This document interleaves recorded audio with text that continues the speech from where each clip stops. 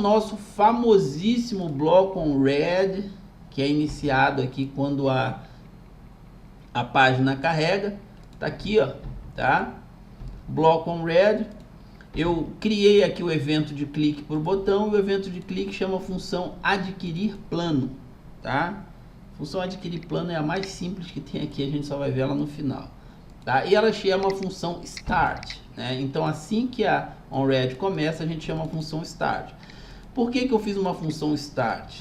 Porque aqui é que eu chamo as funções que precisam ser iniciadas quando a página carrega. Eu criei, dei o nome de start, estou com essa mania, para falar a verdade. Eu de vez em quando crio manias de codificação e vou com elas por um período de tempo. A start é uma delas. Então vai lá, start. E o que que eu digo aqui? Eu digo que o dataset, aquele dataset que eu criei lá, né?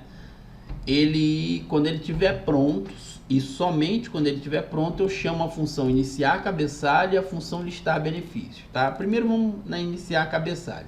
O que é a função iniciar cabeçalho e por que ela se chama assim? Ela se chama iniciar cabeçalho porque ela trabalha esses componentes que estão aqui, né? O título já vem automático, mas eu preciso do preço, preciso saber até quando ele é válido e se ele é cobrado todo mês, né? E aqui embaixo também tem um textinho que é ligado automático, tá? Que é um slugzinho que vem, né? Um tagline, né? Que é para quem já saiu do zero em JavaScript. Isso aqui a gente bota no plano lá, é tipo dando uma descrição a ele, ó, tá vendo? Fica aqui, ó, é um slogan de plano, isso. Tagline é um slogan, mas no banco de dados ele aparece como tagline. Então nisso a gente não mexe, tá? Tudo que veio automático a gente não mexe. Então a primeira coisa que a gente define ali é o seguinte: eu digo que quando o meu rep cabeçalho lista, né? Quando aquele cabeçalho, né? Aquele repetidor ali, ele estiver pronto, né? Aí também a gente usa o onItemRead. Quando ele estiver pronto, e o onItemRead vai até aqui embaixo, a gente vai começar a trabalhar os componentes do repetidor. E quem são os componentes do repetidor? São os dados que ele recebe do dataset. Ele recebe os diversos registros do dataset. O dataset é ligado ao sobrecamada, então ele vai estar recebendo ali 3 registros, né? E a gente vai trabalhar esses 3 registros. O onItemRead, ele percorre registro a registro, fazendo ali a unicidade do registro em relação ao repetidor, porque a lista ela não tem 3 posições, então cada posição daquela é na verdade um registro do banco de dados. Eu sempre falo isso aqui porque eu sempre acredito que tem alguém iniciando esse caminho me assistindo aí. Aí, talvez esse alguém seja você. Item data é onde a gente tem um registro que está ligado ali ao dataset, ok?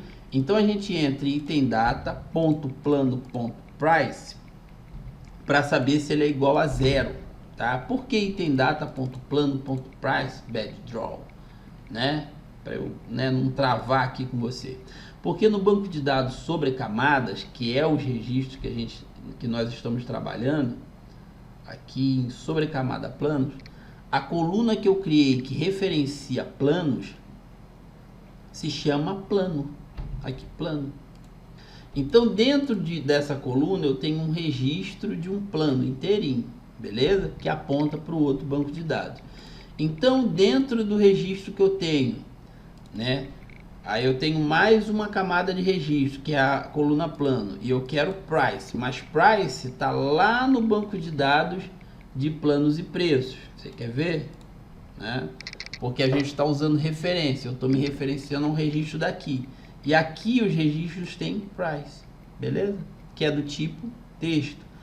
Por isso que esse 0 ele está aqui entre aspas, e não um zerinho isolado sem aspas, beleza? Então eu pergunto assim, ó. O plano, né, ponto price é diferente de 0. Se ele for diferente de 0, eu dou essa formatação aqui, que é a formatação de moeda, tá? Eu transformo num número, item data, ponto plano, ponto price, eu passo o toLocale string, que é do próprio JavaScript, que transforma um número num formato de moeda. Aí eu passo aqui o BRL, o PTBR, para ele reconhecer que eu estou trabalhando com reais. Tá? Do contrário, ele escreve gratuito.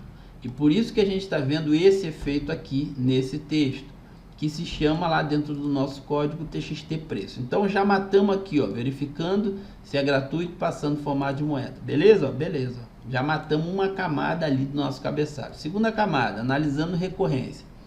Se item data, ponto plano, de novo, a gente está indo no registro da sobrecamada, indo um registro adentro, tá?